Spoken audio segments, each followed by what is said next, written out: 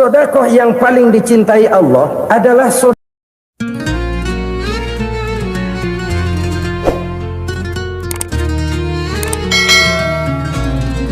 sedekah yang paling dicintai Allah adalah sedekah yang disembunyikan.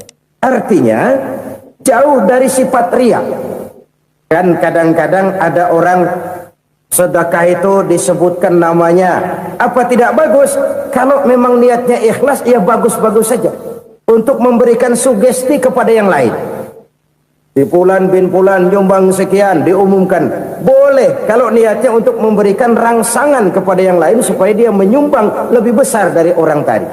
Tapi kalau itu mendatangkan riya, maka sedekah yang paling dicintai Allah adalah sedekah yang disembunyikan. Tangan kiri saja tidak tahu apa yang diberikan oleh tangan kanan. Sedekah yang dilakukan dengan ikhlas akan merupakan perbendaharaan surga, tersembunyi dari pandangan orang lain, tidak seorang pun tahu. Karena memang sikap yang baik adalah melupakan kebaikan dan mengingat kesalahan. Itu salah satu ciri orang bahagia. Orang yang selalu mengingat kesalahannya dan berusaha melupakan segala kebaikannya. Kalau dia akan berada kebaikan, dia tidak bisa ikut, dia merasa rugi karena dia merasa belum pernah berbuat baik. Tapi kalau akan melakukan kesalahan baru, dia ingat kesalahan yang sudah-sudah, sehingga terhalang baginya untuk melakukan satu kesalahan baru. Demikianlah saudara-saudara, bahwa Allah melebihkan rizki sebagian kita dari yang lain, agar terjadi tolong-menolong dalam kehidupan ini. Jadi kesenjangan yang nature, kesenjangan yang alami, itu sunnatullah. Ada yang kaya, ada yang miskin, ada yang kelas menengah. Nah, kenapa lalu sekarang kita berusaha mengentaskan kemiskinan? Oleh karena adanya kesenjangan struktural. Kalau yang kaya bisa semakin kaya, kenapa yang miskin tidak bisa naik jadi ikut sedikit kaya? Sebab pada dasarnya Islam adalah agama yang sejak turunnya sudah berupaya memerangi kemiskinan. Bahkan dikatakan kemiskinan itu mendekatkan kepada kekufuran. Orang kalau miskin udah dekat banget sama kafir. Gampang menjadi kafir. Berapa banyak saudara-saudara kita yang oleh karena soal perut, oleh karena soal materi, terpaksa meninggalkan dan menanggalkan akidahnya, menjual petunjuk yang diberikan Allah dengan kesenangan dunia yang cuma sebentar ini. Na'udzubillah thumma na'udzubillah. Jadi makin kita sembunyikan satu sedekah, semakin banyak perbendaharaan kita di surga. Sedekah yang paling dicintai Allah adalah sedekah yang disembunyikan. Malahan ada seorang sufi, dia punya kebiasaan kalau pergi sholat Jumat, dia bawa uang, itu uang dia taruh di bawah tikar masjid. Dia niat sedekah kepada siapa saja yang nemuin itu duit. Maksudnya apa? Supaya yang nemuin nggak tahu siapa yang punya duit. Demikian dia saking ingin menyembunyikan sedekahnya. Karena sifat riya itu bisa memakan amal kita sendiri. Riya itu termasuk menyebut-nyebut kebaikan kita. Orang yang suka nepuk dada, sedikit-sedikit ngitungnya kalau nggak gua. Tuh kalau nggak gua tuh. Tuh yang belas itu kalau nggak gua, kalau nggak gua. Iya kalau nggak lu kenapa emang? Orang yang suka menepuk jasad, biasanya memang begitu saudara-saudara. Kalau perang lagi berkecamuk, orang nggak sempat ngaku jadi pahlawan. Tapi begitu perang selesai, yang kagak kenal bedil ngaku pahlawan, mas. Itu sesuatu yang biasa. Oleh karenanya, orang-orang yang ikhlas dalam bersedekah, disembunyikannya sedekah itu, Allah cinta betul. Malahan ada hadis memberikan jaminan, inna sedaqatal mar'il muslimi tazidu fil umri wa tadfa'u mitatas su'i. Sesungguhnya sedekahnya seorang mukmin tazidu fil umri, bisa menambah umur panjang, wa tadfa'u mitatas su'i, dan menyelamatkan manusia dari mati secara su'ul khatimah.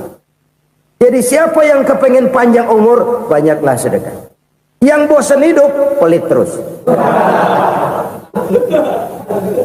Sedekah menambah panjang umur dan menyelamatkan manusia dari mati secara su'ul khatimah. Pak, katanya umur itu nggak bisa ditambah, nggak bisa dikurangin. Kapan? Kalau ajal sudah datang. Wa idza jaa ajaluhum la yastakhiruna sa'atan wa la yastaqdimun. Kalau ajal datang tidak bisa dimajukan, tidak bisa dimundurkan. Itu kalau ajal sudah datang. Tidak bisa lagi umur ditambah dikurangi, sudah datang. Tapi kalau belum datang, itu kan haknya Allah. Mau ditambah, mau dikurangi, hak prerogatif Allah. Sebagai pencipta manusia, Allah maha kuasa dan maha mampu. Sedekah ini menambah panjang umur dan menyelamatkan manusia dari mati secara su'ul khatimah. Itu orang mati kan sama ya, kondisinya mati, nggak nafas. Tapi hakikat mati kan lain-lain. Ada yang mati itu husnul khatimah, baik akhirnya. Misalnya lagi ngaji mati, lagi sholat mati, lagi sedekah mati. Ini yang dinamakan dengan husnul khatimah, baik di akhirnya. Sebaliknya ada yang su'ul khatimah, jelek di akhirnya. Ini yang jadi catatan akhir. Lagi nyekek botol, mampus. Lagi banting kartu, modar. Su'ul khatimah, jelek pada akhirnya. Sedekah menyelamatkan manusia dari mati secara su'ul khatimah. Dan kita semua kepengen mendapat husnul khatimah, jauh dari su'ul khatimah. Oleh sebab itu yang bisa menyelamatkan kita dari penyakit itu antara lain adalah sedekah yang disembunyikan, yang dikerjakan dengan ikhlas karena Allah, tidak karena kepengen dipuji orang, tidak karena ingin dikatakan orang pemurah. Sebab orang dermawan itu orang yang memberi tanpa harus diminta. Kalau masih harus diminta, ya belum dermawan namanya, masih harus diminta. Kalau nggak diminta ya tulus, lolos, polos. Saudara-saudara kaum muslimin rahimakumullah. Harta adalah amanat dan akan kita pertanggungjawabkan. Allah melebihkan rizki sebagian kita dari yang lain agar kita saling tolong menolong, bantu membantu. Nabi janjikan siapa yang meringankan beban saudaranya muslim di dunia, Allah akan meringankan bebannya di akhirat nanti. Sebuah jaminan dari baginda Nabi. Si orang yang kita bantu barangkali tidak bisa membalas, Allah yang akan membalas lewat jalan lain yang tidak pernah kita sangka-sangka. Ada orang tanya, Pak, ini ada orang nyumbang masjid sambil marah-marah, bagaimana? Saya bilang sumbangannya aja ambil, marahnya jangan. Marahnya jangan diambil, itu urusan dia. Saudara-saudara kaum muslimin rahimakumullah. Umat Islam ini kan umat yang punya potensi besar. Kadang kita merenung, kenapa kadang-kadang pembangunan masjid kok lambat sekali? Kalau hotel hari ini peletakan pertama, bulan depan peresmian. Supermarket hari ini peletakan batu pertama, minggu depan peresmian. Tapi kalau sudah yang namanya masjid, kadang-kadang peletakan batu pertama sekaligus jadi batu terakhir. 3 tahun, 4 tahun, campur nebar jalak di jalanan, duit dijaring kayak ikan sepat. Apa tidak ada orang Islam yang kaya? Banyak. Apa tidak ada pengusaha muslim yang jadi konglomerat? Ada. Lalu yang belum banyak itu yang komit terhadap nilai-nilai agamanya. Akhirnya kita jatuh jadi umat yang lemah. Belum ada pengusaha konglomerat muslim buka pabrik supermi cap beduk misalnya umpamanya atau pabrik kecap cap sorban supaya identitas keislamannya sedikit kelihatan. Kita jatuh jadi umat yang lemah karena potensi tidak terinventarisir dengan baik. Kita ini ibarat kompor yang cuma matengin nasi orang lain. Potensi kita dimanfaatkan oleh orang lain. Ukhuwah Islamiyah kita baru terbatas kepada silaturahmi. Ukhuwah di bidang ekonomi kita lemah, ukhuwah di bidang kebudayaan kita lemah, apalagi ukhuwah di bidang politik kita lebih rapuh lagi. Padahal ukhuwah itu adalah totalitas kehidupan manusia, menyangkut ipoleksos bud, memerlukan nilai-nilai ukhuwah. Jadi oleh karena itu mari kita menyadari di dalam harta kita, walaupun kita yang cari pergi pagi pulang sore peras keringat banting tulang, di sana ada harta anak yatim, di sana ada hak masjid, di sana ada hak pesantren, di sana ada hak jihad. Berbahagialah seseorang apabila dia oleh Allah dijadikan keran. Keran itu menyimpan air, tapi tidak untuk dirinya, tapi disalurkannya kepada mereka yang memang memerlukannya. Saudara-saudara kaum muslimin rahimakumullah, ini yang pertama. Jadi perbendaharaan surga adalah menyembunyikan sedekah. Orang lain nggak tahu, kita pun nggak pernah ngitung-ngitung. Kita anggap lewat begitu saja, padahal itu deposit akhirat. Satu. Yang kedua, perbendaharaan surga itu apa? Wa kitmanul musibah, menyembunyikan kesulitan. Kadang orang takut menghadapi kesulitan, tapi makin kita merenung, hidup ini kan sebenarnya urusan. Takut sama urusan, ya jangan hidup. Tandanya orang hidup itu kalau punya urusan. Urusan merupakan problem sering menimbulkan kesulitan. Kesulitan bukan untuk ditakuti, tapi untuk diatasi dan dicarikan jalan keluarnya. Siapa sih orangnya yang nggak pernah sulit-sulit? Makin tinggi status sosialnya, makin gede urusannya. Makin tinggi kualitas imannya, makin berat tingkat kesulitannya. Cuma memang yang namanya enak itu seperti pelangi. Biang lala itu nggak pernah di atas kepala kita, di atas kepala orang melulu. Lo sih enak lo, kata kita. Dia juga bilang yang enak kan lo. Pelangi itu nggak pernah di atas kepala kita. Kata tukang beca, aduh enak ya naik Mercy. Kata tukang beca, apa yang di dalam mobil Mercy? Aduh enak bener tukang beca, di jok ngeringkuk ngorok pulas bener. Saya kamar pakai AC sejuk, tempat tidur sutra empuk, alga spring bed, gula kulik nggak bisa pulas kalau belum minum Valium, belum tidur. Enak bener tukang beca, di jok ngorok nggak tahu wetan kulon. Si tukang beca bilang yang di Mercy enak, yang di Mercy bilang tukang beca enak. Inilah enak, nggak pernah di atas kepala kita, di atas kepala orang lain melulu enak itu. Nah saudara-saudara, yang merupakan perbendaharaan surga itu orang yang bisa menyembunyikan kesulitan, baik pribadi ataupun rumah tangga. Nih terutama rumah tangga yang jadi soalnya. Kadang-kadang kita ini kalau senang, sebaliknya kalau senang kita diam, kalem aja, cuek. Banyak banget duit kita bawaan, diam aja udah. Malah ketemu orang takut. Tapi begitu susah, sekampung tahu.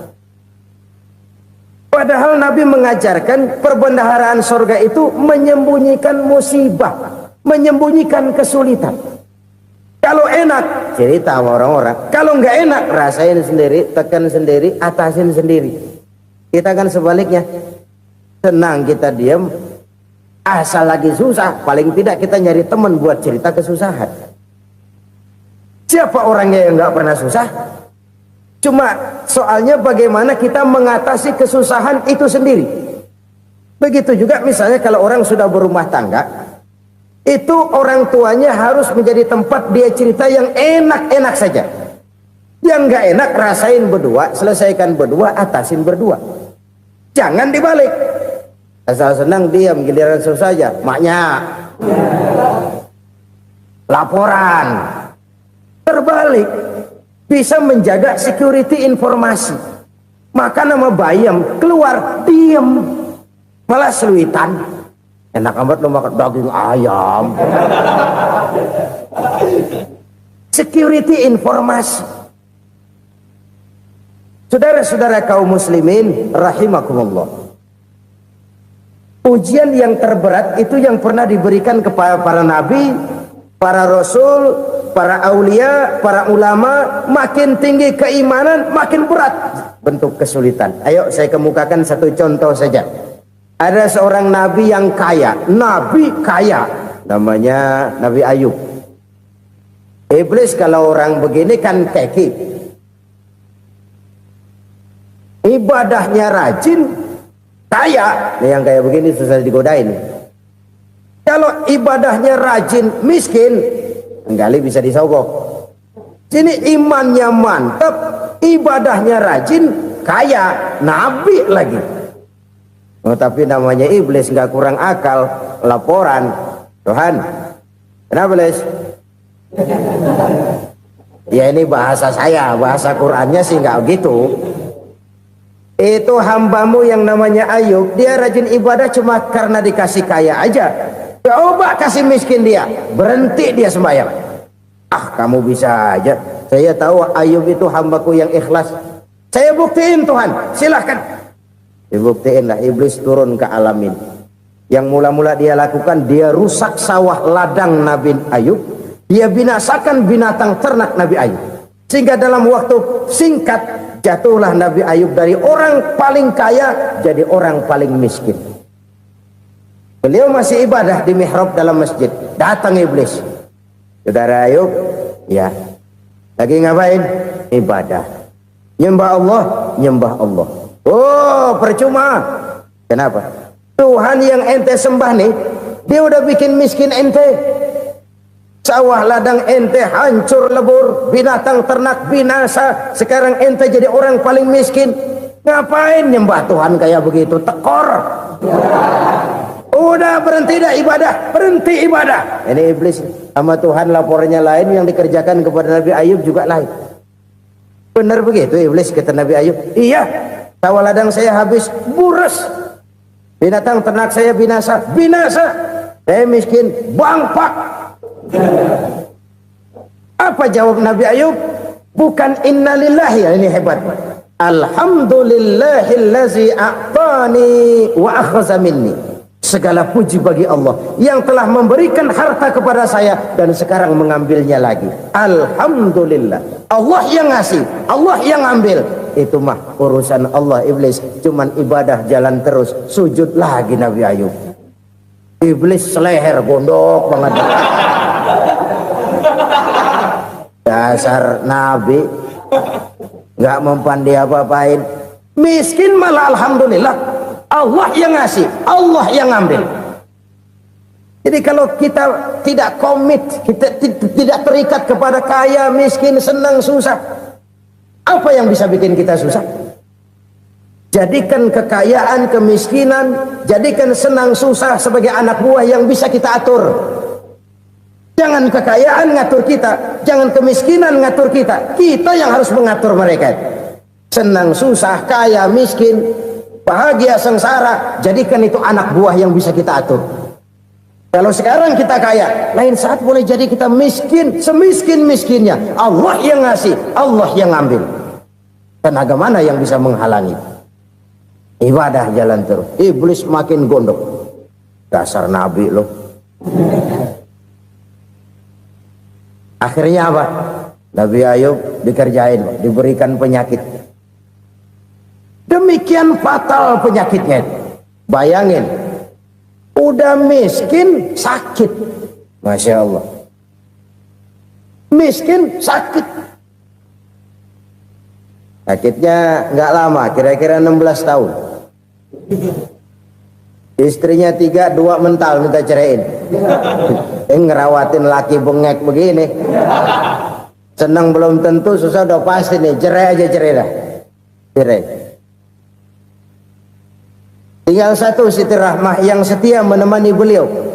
Sesetia-setianya hati perempuan. Satu saat Siti Rahmah bilang, "Bang, iya, abang kan Nabi bang. Lalu namanya Nabi kan doanya jarang meleset bang. Maksud kamu minta kenapa sih sama Tuhan biar abang sembuh baik dah bang?" Siti Rahmah, iya. Saya sakit berapa tahun sih dah? 16 tahun bang.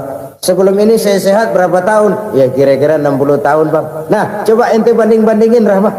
Saya dikasih sehat 60 tahun, dikasih sakit 16 tahun. Sudah nggak sabar mau doa kepada Allah minta sembuh. Saya malu kepada Allah.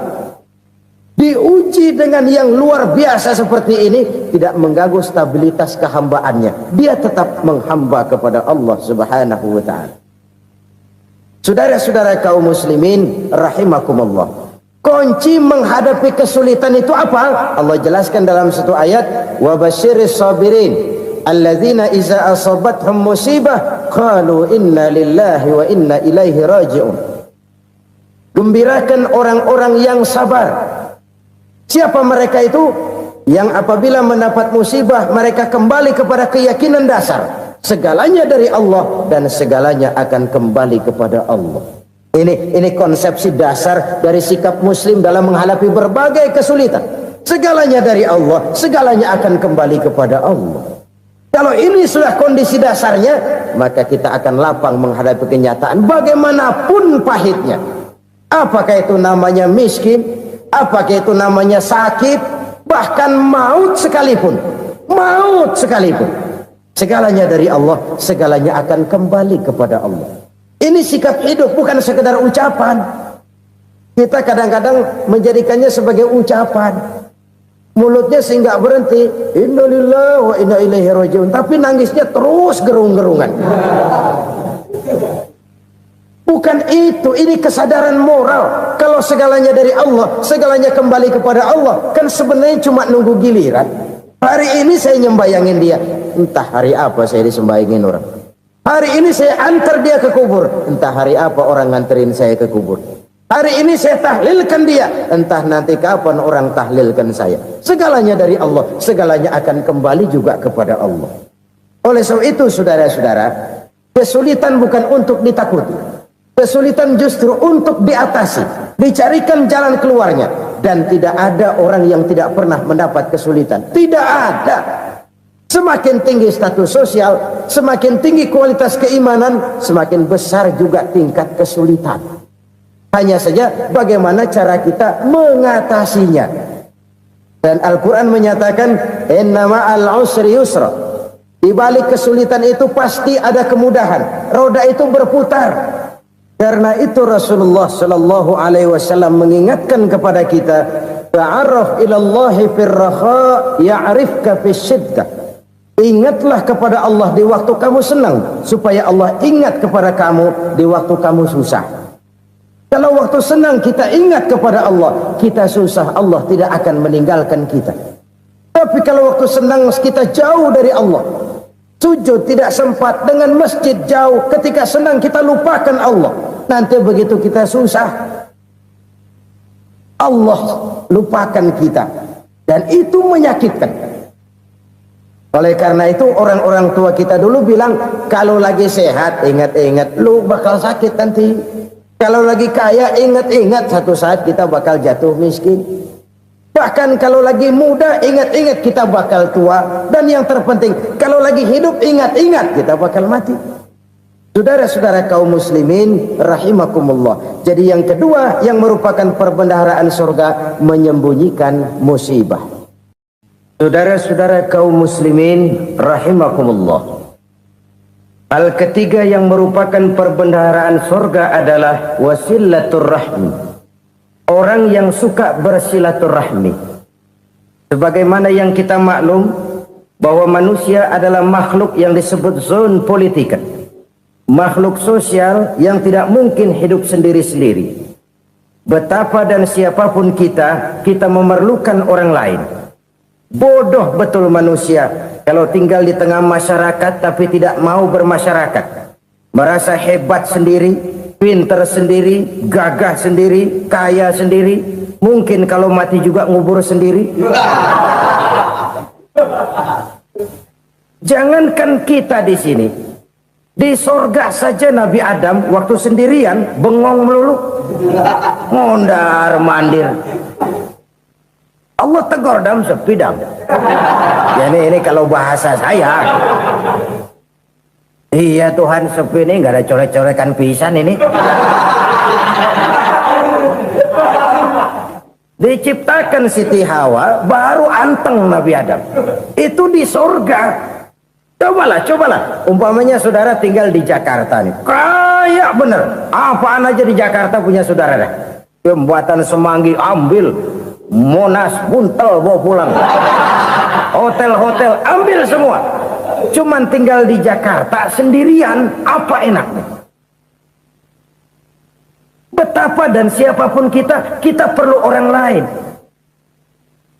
Tidak ada seorang pun yang bisa memenuhi kebutuhan hidupnya secara sendiri-sendiri. Nah, Islam telah menyelamatkan manusia dari ras diskriminasi, mengikat manusia dengan persaudaraan yang berlandaskan kepada akidah. Karena itu dianjurkan bersilaturahmi. Bahkan Nabi menyatakan, man arada ayyubsata lahu fi rizqihi wa yunsa'a fi atharihi falyasil rahimah. Siapa yang kepengen diluaskan rezekinya dan dipanjangkan usianya, banyaklah ia bersilaturahmi. Siapa yang kepengen dimudahkan rezekinya, hendaknya ia banyak bersilaturahmi. Kalau banyak teman, kesulitan kan paling tidak ada tempat cerita. Udah susah, sendirian kita pikirin diri, nggak ada tempat tukar pikiran. Cepet banget sama bengek. Dilawan sendiri.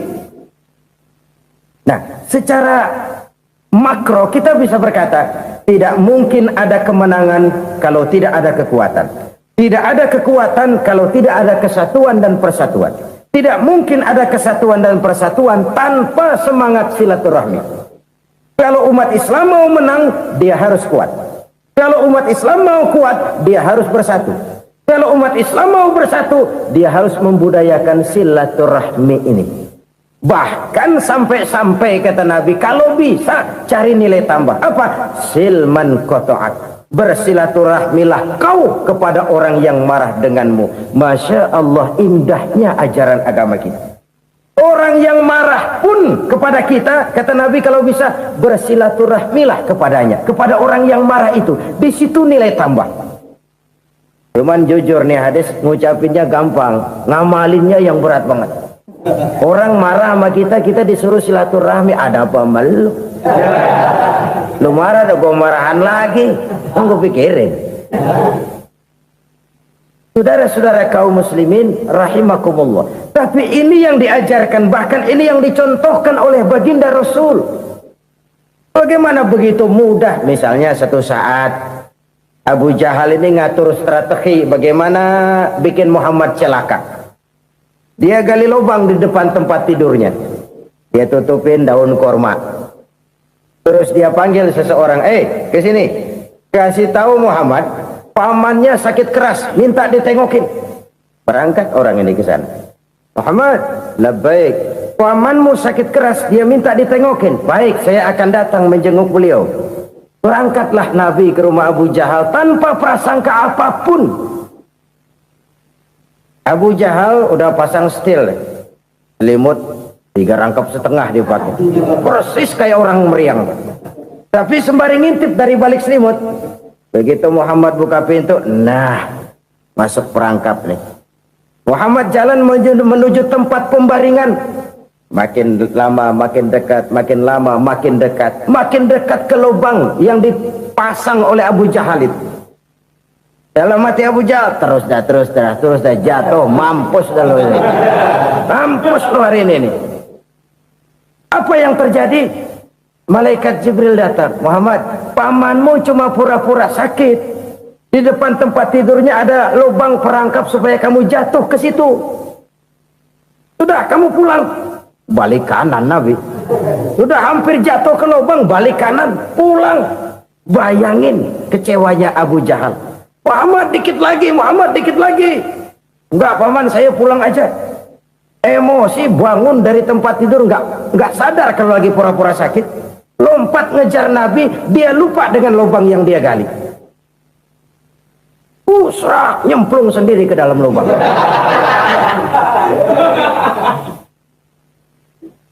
Nabi terus berlalu. Ini terjadi keanehan. Jatuh ke lubang yang dia gali itu sebenarnya nggak terlalu dalam ya, antara 3-4 meteran lah. Tolong saya jatuh ke lubang ini. Datanglah pelayan-pelayannya itu. Angkat saya dari sini. Oh, yang ngulurin tambang. Satu gulung belum juga nyampe itu tambang. Kurang, beli lagi ke warung. Sambung, ulur lagi, nggak juga bisa sampai. Wah, ini kerjaan Muhammad ini. Tolong siapa salah seorang kamu ke rumah Muhammad, kasih tahu encangnya kecebur. Minta ditolongin. Sampaikan kepada Rasul. Kenapa? Pamanmu jatuh ke lubang, Muhammad minta tolong diangkatin. Hambang udah nyambung-nyambung nggak nyampe juga. Ya, nanti saya datang, saya tolong. Coba. Nyata-nyata orang berniat jahat mau mencelakakan dia. Datang dia menolong. Ini yang disebut air tuba dibalas air susu ya ini. Bukan sebaliknya. Air tuba dibalas air susu. Paman, kecebur ya? Iya Muhammad, tolong ini. Pegang tangan saya. Nabi ulurkan tangannya. Nyampe. Dipegang oleh Abu Jahal. Diangkat ke atas. Sampai atas. Apa kata Abu Jahal? Sihirmu memang hebat Muhammad. Udah ditolongin dikata sihir. Yang enak kita kemplang kan itu orang begitu. Urusan apa? Tapi inilah akhlak. Kalau bisa kamu bersilaturahmilah dengan orang yang marah kepadamu sekalipun. Orang marah kita tetap baik. So, kalau kita berbuat baik sama orang yang memang baik, rasanya sih biasa-biasa aja. Orang baik kita baik lagi, ya draw aja, belum ada nilai tambah di situ. Baru ada nilai tambah kalau kita bisa berbuat baik kepada orang yang nyakitin kita. Itu namanya kita setingkat di atas dia. Dia sakitin kita, kita berbuat baik sama dia. Dia pelit sama kita, kita baik sama dia. Dia marahin kita, kita deketin dia. Di situ kita punya nilai tambah. Jadi siapa yang ingin diluaskan rezekinya kata Nabi dan dipanjangkan umurnya, hendaklah ia banyak-banyak bersilaturahmi. Sederhana sebenarnya silaturahmi, tapi silaturahmi membangkitkan semangat kesatuan dan persatuan. Kesatuan dan persatuan melahirkan kekuatan. Dalam matematika 1 ditambah 1 pasti 2.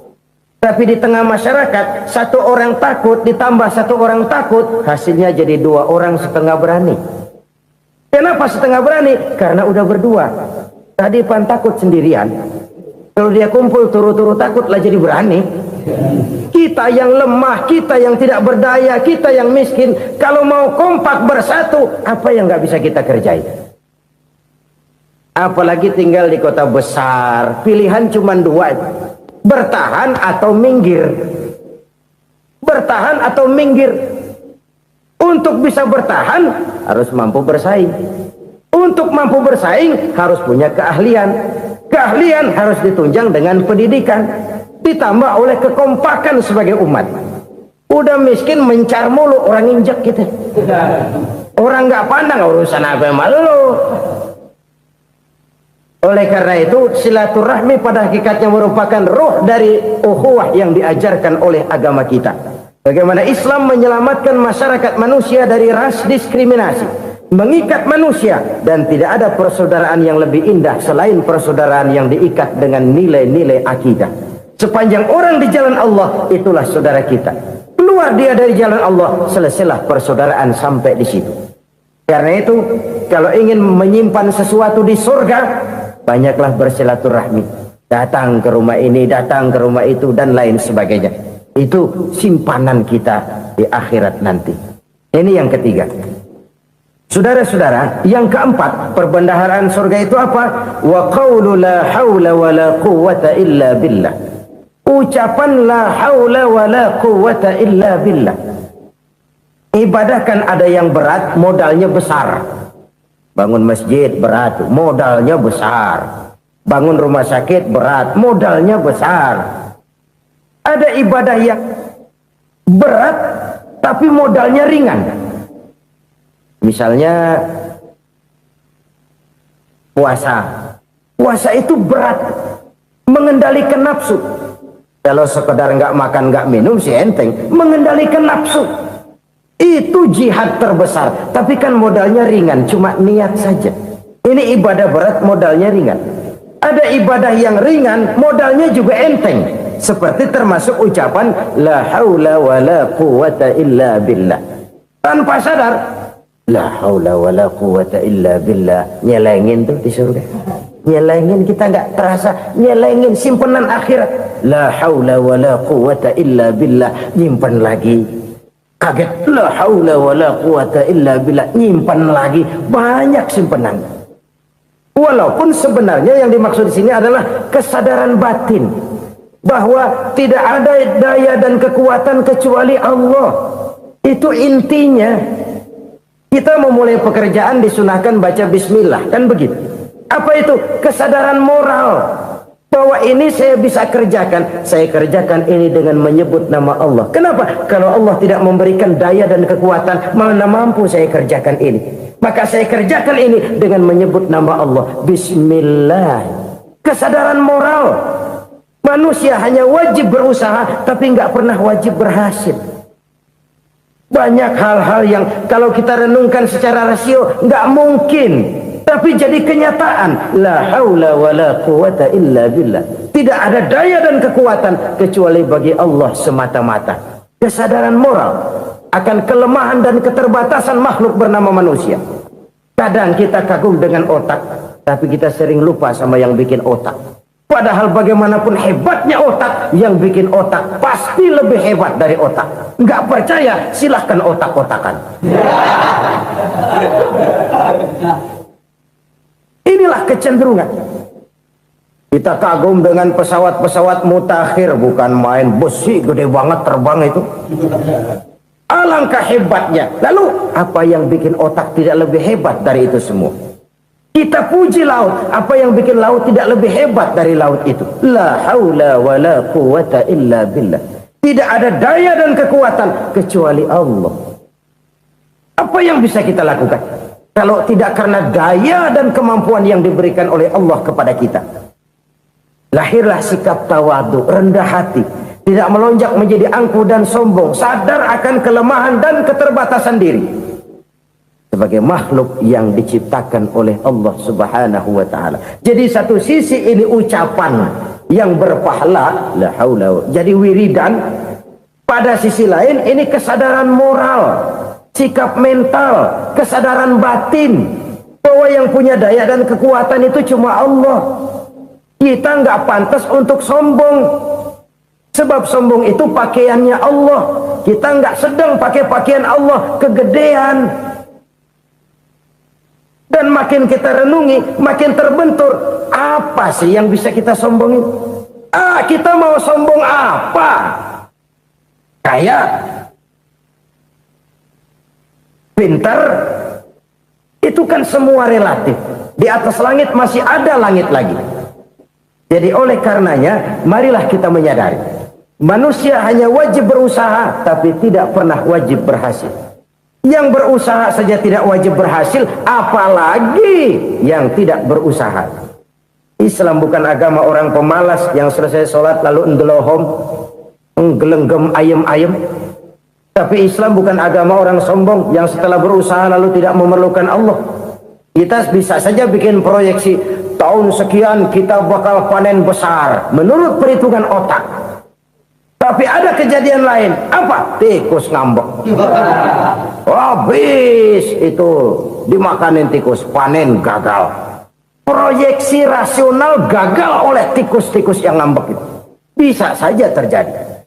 Tahun depan kita panen besar, urung. Kenapa? Musim panas panjang.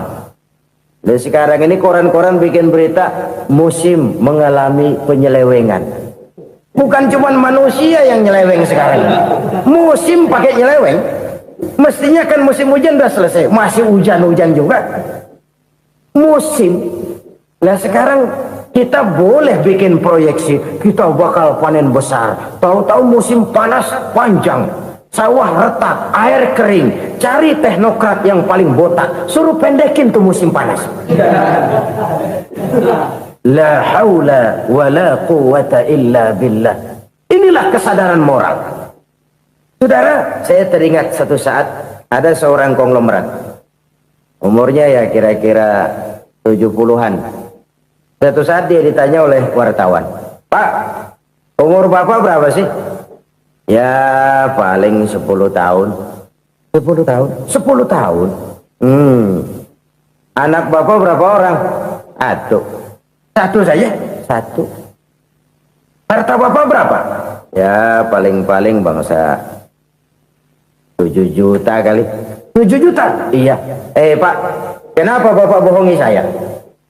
Bapak punya buku biografi. Koran-koran, majalah-majalah banyak memuat cerita riwayat hidup bapak. Saya tahu umur bapak 70. Kenapa bilang cuma 7 tahun? Saya tahu anak bapak 8. Kenapa cuma bilang 1? Saya tahu harta bapak miliaran, mungkin triliunan, pabrik di mana-mana, bank di mana-mana. Kenapa bilang uang bapak cuma 7 juta?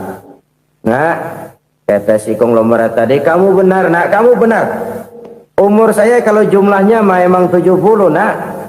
Cuman ingat-ingat saya, baru 7 tahun terakhir ini saya sujud. Baru 7 tahun terakhir ini saya berusaha dekat dengan Allah. Saya laksanakan perintahnya. Saya jauhi larangannya. 7 tahun inilah rasanya yang ada nilainya di hadapan Allah. Yang 63 tahun matong, kelabu, kelem umur gue. Habis untuk maksiat, untuk munkarat. Maka ketika ditanya tadi, umur saya 7 tahun itu. Oh begitu Pak. Oh iya. Lalu anak Pak. Anak bapak kan 8. Kenapa bilang cuma 1? Nah, kalau jumlah hitungannya memang anak saya 8. Tapi dari 8 orang ini rasanya cuma 1 nih. Yang bakal jadi buah hati, belahan jantung. Pelanjut cerita, penerus sejarah. Bakal jadi anak soleh yang akan mendoakan saya. Cuma 1 rasanya anak saya ini yang bakal jadi buah hati saya. Besar-besaran saya. Yang akan mendoakan di kubur saya. Yang akan mendoakan di akhirat saya. Yang 7 orang mana, masya Allah, yang atu tenggeng, yang atu nyekek botol mulu, yang atu nggak karu-karuan. Makanya saya bilang 1 anak saya yang akan bisa mendoakan saya. Oh begitu Pak. Iya. Nah harta Pak, harta bapak kan triliunan, pabrik bapak di mana-mana, uang bapak hampir di tiap bank-bank besar. Kenapa bilang cuma 7 juta? Betul kau nak. Harta saya kalau jumlahnya memang miliaran, triliunan mungkin. Tapi yang saya ingat baru 7 juta tuh yang saya belanjakan di jalan Allah. Saya nyumbang masjid, saya santuni yatim piatu, saya bantu pembangunan pesantren, saya bantu pembangunan rumah sakit Islam. Itu yang akan saya bawa pulang ke akhirat, yang 7 juta itu. Yang triliunan itu nanti akan diperebutkan oleh anak-anak saya sebagai waris saya. Jadi harta saya 7 juta itu yang bakal nemenin saya di akhirat. Yang akan saya bawa pulang jadi teman saya. Saudara-saudara kaum muslimin, jangan-jangan orang tua itu adalah kita-kita ini. Jangan-jangan kita-kita ini adalah orang tua itu. Jangan-jangan itu potret dari diri kita masing-masing. Dari sekian umur yang diberikan Allah, berapa tahun yang ada nilainya di hadapan Allah? Dari sekian anak-anak yang merupakan amanah, berapa yang akan mendoakan kita sebagai orang tuanya menjadi anak soleh? Dari sekian banyak harta yang diberikan Allah, berapa yang akan kita bawa pulang menghadapnya nanti, yang kita belanjakan di jalan Allah? Ini sebuah potret kehidupan. Karena itu kita kembali kepada la haula wa la quwwata illa billah. Kita wajib berusaha, kita wajib berikhtiar. Selebihnya, segala daya dan kekuatan hanya milik Allah saja semata-mata. Satu kesadaran batin dari setiap pribadi muslim. Setelah ia berusaha dan berikhtiar, ia menyerahkannya kepada Allah Subhanahu wa ta'ala. Jadi, satu sisi ini merupakan wiridan ucapan yang mengandung pahala. Pada sisi lain, ini merupakan sikap batin dari seorang muslim di dalam ia menghadapi realitas kehidupan ini. Saudara-saudara kaum muslimin rahimakumullah. Kalau ini kita jadikan satu basis kehidupan, maka ini akan menyelamatkan manusia dari kemungkinan tergelincir menjadi orang yang lupa diri dan lupa darat. Sebab itu Imamul Ghazali berpesan, jadidis safinah fa innal bahra amiq wa khuziz zad fa inna safara ba'id wa khaffifil hamla fa innal hamla sadid. Perbarui selalu kapalmu karena lautan sangat dalam. Bawa bekal yang banyak karena perjalanan ini sangat jauh. Ringankan beban karena kebanyakan beban akan menyakitkan. Alangkah indah kalimat ini Alangkah dalam makna yang terkandung di sana. Perbarui selalu kapalmu karena lautan sangat dalam. Apa artinya ini? Jaga mentalmu baik-baik. Pelihara imanmu baik-baik, karena hidup penuh cobaan seperti lautan. Kita kalau berlayar di lautan kan kadang-kadang tenang, angin bertiup sepoi-sepoi basah. Jika malam datang, bintang gemintang bertabur menghias cakrawala. Rembulan memantulkan sinarnya dengan indah. Dalam keadaan begitu berlayar enak. Tapi lain saat ombak menggunung, halilintar menyambar, angin topan bertiup. Berapa banyak sudah saudara-saudara kita yang tenggelam di lautan dunia tanpa sadar bahwa dia belum sampai kepada pantai yang akan dituju. Berapa banyak sudah saudara-saudara kita yang tenggelam di lautan dunia ini tanpa sempat bangkit lagi. Dia menyangka sudah sampai kepada tujuannya. Hati-hati kapal jangan sampai bocor karena lautan sangat dalam. Iman ini jaga baik-baik karena hidup penuh dengan ujian. Wa khuzizat fa inna safar ba'id. Bawa bekal yang banyak karena perjalanan sangat jauh. Saudara mau ke Bandung, bawa duit. Saudara mau ke Surabaya, banyakan lagi duitnya. Saudara mau ke Mekah, gepokan, iketan tuh duit nggak lembaran lagi. Makin jauh perjalanan, makin banyak bekal yang harus kita bawa. Kalau saudara dari Jakarta mau ke Surabaya, kagak bawa duit berangkat juga, itu sih bukan berani namanya, nekat. Sampai Surabaya belum tentu, sengsara di jalan udah pasti. Kenapa? Nggak bawa bekal berangkat. Sama juga kita nih, misalnya belum sempat sembahyang, mati. Waduh, berani banget orang. Belum punya bekal, mati. Sengsara di jalan. Atau bekal tidak cukup. Dari Jakarta saudara mau ke Surabaya, bawa duit 500 perak. Paling jauh Cikampek nyampenya itu. Paling jauh itu. Antara jauhnya perjalanan dengan bekal yang saudara bawa tidak seimbang.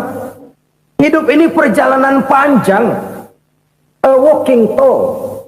Dimulai dari alam arwah. Sebelum jasad diciptakan, roh diciptakan lebih dulu. Dari situ pindah ke alam rahim. Dari alam rahim pindah ke alam dunia. Dari alam dunia pindah ke alam barzah. Baru menuju akhirat. Satu perjalanan panjang. Kalau bekal tidak bawa, sengsara di jalan. Bawa bekal yang banyak karena perjalanan ini sangat jauh. Wa khaffifil hamla, ringankan beban karena beban itu cuma akan menyulitkan. Kalau bekal itu sih keperluan, tapi beban nggak kita perluin, cuma ngeberat-beratin. Apa ini beban? Dosa. Kecurangan, kebatilan, kesoliman, ketidakadilan, kesewenang-wenangan. Itu akan jadi beban kita di akhirat. Alangkah celakanya, perjalanan panjang, bekal tidak bawa, beban kelewat banyak, alamat sengsara di jalan. Pahala tidak ada, dosa berlipat ganda. Na'udzubillah, summa na'udzubillah. Kalau kita rangkum nasihat Al-Ghazali dengan kisah si konglomerat tadi, kita akan mengambil kesimpulan. Pertama, bekal terbaik dalam menghadapi gejolak kehidupan ini tidak lain adalah iman. Yang kedua, pahala dan dosa. Dua hal kontroversial. Pahala adalah bekal, dosa adalah beban. Tapi kita sekarang kan tidak begitu terangsang kepada yang abstrak. Orang berlomba mencari yang konkret-konkret saja, yang real. Kalau memang dosa, benjol dong, kira-kira begitu. Kira-kira begitu. Persis orang Yahudi dulu. Orang Yahudi itu kan pernah minta kepada Nabi Musa, Ya Musa, lan nu'mina laka hatta narallaha jahrah. Musa, kami nggak bakal mau beriman kepada Allah kalau belum kami lihat Allah ada nongkrong di depan kami. Kalau memang Tuhan ada, taruh dong di depan kami. Mau yang konkret-konkret saja. Kalau memang dosa, benjol dong. Kalau memang pahala, berasa dong. Orang terangsang kepada yang real, yang konkret-konkret saja. Karena itu, untuk mengejar dosa, orang mau bayar. Tapi untuk mengejar pahala, walaupun tidak bayar, orang segan. Ini yang dikatakan oleh Nabi, kamu mengharapkan ke surga tapi kamu berat melaksanakan sesuatu yang bisa membawa kamu ke surga. Kamu ingin jauh dari neraka tapi tiap saat kamu lakukan perbuatan-perbuatan yang justru menjerumuskan kamu ke neraka. Idda'aitum an-najata minan nar wa ramaitum fiha anfusakum. Kamu ingin selamat dari neraka tapi kamu lemparkan diri kamu ke neraka. Kamu ingin masuk surga, tapi berat sekali kamu melakukan perbuatan-perbuatan yang bisa menyampaikan kamu di surga. Saudara-saudara kaum muslimin, rahimakumullah. Jadi hal keempat yang merupakan perbendaharaan surga adalah la haula wa la quwwata illa billah. Satu sisi ini merupakan ucapan yang memperberat timbangan akhirat. Pada sisi lain ini merupakan sikap hidup seorang muslim. Kesadaran batin yang sangat dalam bahwa tidak ada daya dan kekuatan kecuali Allah. Dan itu kita simbolkan pada saat memulai pekerjaan dengan Bismillah, dengan menyebut nama Allah. Satu kesadaran moral, saya hanya bisa melakukan ini karena diberikan daya dan kekuatan oleh Allah. Lahirlah sikap tawadu, rendah hati, tidak melonjak menjadi angkuh dan sombong. Saudara-saudara, sampai sini dulu jumpa kita kali ini.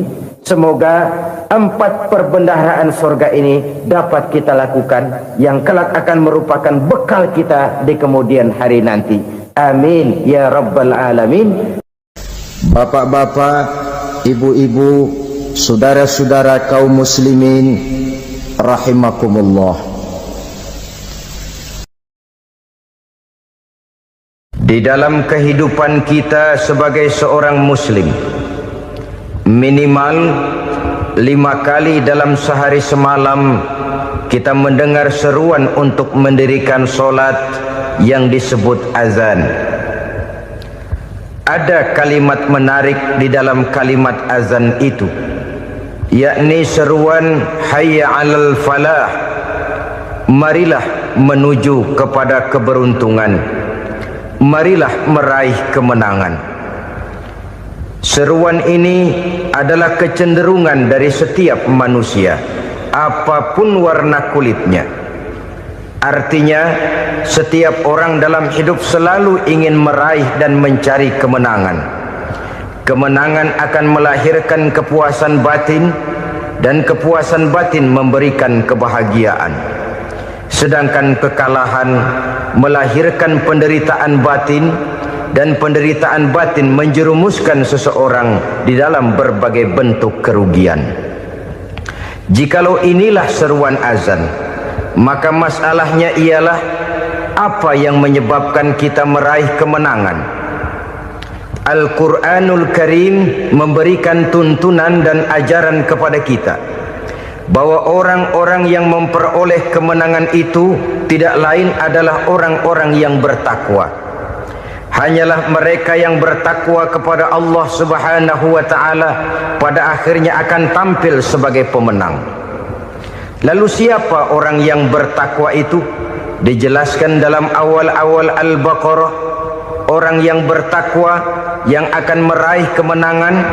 Pertama, allazina yu'minuna bil ghaib, yaitu orang-orang yang beriman kepada yang gaib, percaya bahwa ada alam yang gaib, alam yang abstrak, alam yang tidak bisa dijangkau oleh salah satu daripada panca indera kita. Mereka percaya dan beriman kepada adanya malaikat, beriman kepada adanya iblis dan jin, beriman kepada adanya alam kubur, beriman kepada adanya alam mahsyar, beriman kepada adanya alam akhirat, beriman kepada adanya surga dan neraka. Beriman bukan cuma sekedar beriman dalam ucapan bibir saja, tetapi beriman yang nilai iman itu mampu mewarnai gerak dan gaya hidupnya. Iman yang meresap sampai ke tulang sumsum, kemudian memberikan dampak positif di dalam kehidupan manusia. Alam, kita tahu, adalah sesuatu yang selain Allah, dan Allah bukanlah alam. Apapun namanya selain daripada Allah, itu adalah alam. Alam pada hakikatnya terbagi menjadi dua. Ada alam syahadah, alam nyata, alam konkret, alam yang bisa dijangkau oleh salah satu indera kita. Kemudian ada alam ghaib, alam yang tidak bisa dijangkau oleh panca indera kita, alam metafisika, alam abstrak, alam yang wajib kita imani keberadaannya. Kita percaya bahwa malaikat itu ada. Kita percaya kepada jin, bahwa jin itu ada. Kita percaya kepada adanya iblis dan setan. Bukan percaya kepada iblis dan setannya, percaya bahwa iblis dan setan itu ada. Itu termasuk salah satu daripada sifat orang yang bertakwa kepada Allah. Saudara-saudara kaum muslimin rahimakumullah, kecenderungan pembangunan yang lebih bersifat materialistis biasanya menggeser aspek kehidupan rohani. Orang berpikir empiri, dan dalam pola pikir yang demikian maka alam gaib tidak lagi mendapat perhatian. Aspek kehidupan yang bersifat rohaniah malah mulai ditinggalkan. Akibatnya terjadilah kepincangan di dalam kehidupan kita. Pernah ada satu pengalaman pribadi dalam perjalanan kembali ke tanah air. Dalam pesawat di sebelah kanan saya duduklah seorang Jerman namanya Heiner Simonsen. Iseng saya ajak kenalan, saya ajak ngobrol, saya tanya dia. Saya bilang, Mas Heiner ini, kalau pesawat yang kita tumpangi ini jatuh ke bawah, kira-kira apa yang bakal terjadi, Mas? Dia bilang, kita semua akan mati. Begitu? Iya. Oke. Apa itu mati? Tanya saya. Dia bilang, untuk tahu apa itu mati, kita harus tahu lebih dahulu apa itu hidup. Saya pikir nih bule bisa ngomong juga.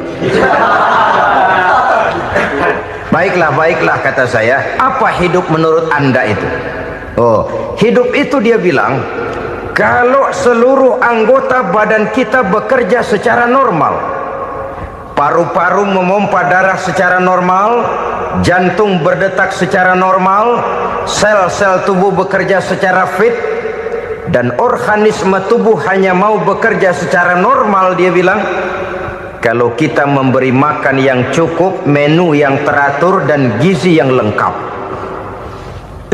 Saya bilang, kesimpulannya apa, Ner? Dia jawab, hidup adalah dari tangan ke mulut. Life is from the hand to the mouth, kata dia. Hidup adalah dari tangan ke mulut. Jadi masalah hidup tidak lebih daripada masalah isi perut. Orang pergi pagi, pulang sore, peras keringat, banting tulang, perut yang dibelain. Saya bilang, you are wrong. Sampean salah, Ner. Kamu orang Islam bukan? Bukan. Pantas. Kenapa saya salah? Dia bilang, ya jelas salah. Salahnya di mana? Kamu ini manusia. Kalau hidup cuma dari tangan ke mulut, saya bilang, kambing di kampung saya juga begitu pikirannya, Ner. Itu kambing di kampung saya, asal perutnya kenyang, sudah hidup dia. Perkara besok bagaimana, lusa prospeknya macam mana, bulan depan ada apa, kambing nggak pernah mikir. Di kampung saya kambing juga pikirannya begitu. Kamu Kristen ya? Tadinya. Loh kok tadinya, lalu apa sekarang kamu ini? Dia bilang, sekarang saya netral. Saya tidak beragama, tapi saya percaya kepada Tuhan sebagai pencipta alam. Saya ingat benar dia bilang, I haven't any religious, but I believe to God as the creator of the world. Kenapa bisa netral begitu, Ner? Habis saya bingung katanya. Islam bilang Islam baik, Kristen bilang Kristen baik, Hindu Buddha bilang Hindu Buddha baik, semua agama baik. Saya netral sekalian, nggak beragama. Yang penting saya percaya kepada Tuhan. Saya bilang, Ner, kamu ini kayak orang mau beli celana, lalu bingung, yang satu bilang Levi's bagus, yang satu bilang Blue Jean hebat, yang satu bilang Wool England hebat. Celana ini hebat, celana itu bagus, celana ini hebat. Semua celana bagus, kamu bingung. Akhirnya netral, tidak pakai celana. Itu juga salah. Saya pikir-pikir, kemudian saya melihat bahwa dua pola berpikir Henner ini nampaknya sudah mulai menggejala di lingkungan masyarakat bangsa kita. Disadari atau tidak, secara jujur kita harus berkata, dua pola pemikiran Henner ini mulai berkembang di tengah masyarakat bangsa kita. Pertama, pola pikir materialisme. Hidup adalah dari tangan ke mulut. Masalah hidup tidak lebih masalah isi perut. Itu yang perlu dibela, dan disitulah arti kehidupan. Pergi pagi, pulang sore, peras keringat, banting tulang untuk mempertahankan perut. Kalau sudah kemari cara orang berpikir, maka buat apa percaya kepada yang gaib? Untuk apa sholat? Untuk apa puasa? Untuk apa zakat? Untuk apa menghadiri majelis taklim? Tanpa kepercayaan kepada yang gaib, hidup berjalan menurut alur empiris dan materialis. Kalau sudah ke sana cara orang berpikir, biasanya orang lalu cenderung menghalalkan segala cara. Hanyalah orang yang percaya bahwa akhirat ada. Hanyalah orang yang percaya bahwa alam kubur itu ada. Hanyalah orang yang percaya bahwa malaikat itu ada, hidupnya akan lebih terarah dan terkendali. Karena kepercayaan kepada yang gaib, yang merupakan fase daripada kehidupan setelah hidup yang sekarang ini, mewarnai gerak pribadi seseorang di dalam dia melakukan kegiatan hidupnya. Pola berpikir materialisme, disadari atau tidak, mulai menggejala di lingkungan masyarakat bangsa kita. Hidup tidak lebih dari urusan tangan ke mulut, mulut ke tangan, tangan ke mulut. Asal perut sudah kenyang, hiduplah sudah. Perkara bagaimana prospek hari yang akan datang, bagaimana akhirat, tidak jadi persoalan. Ini yang oleh Nabi diperingatkan, ad-dunya sijnul mu'min wa jannatul kafir.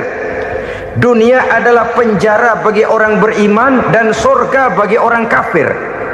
Dulu di zaman Belanda hadis ini pernah disalah tafsirkan, disalah artikan, digunakan sebagai senjata untuk mengkebiri dan membuat impoten umat Islam.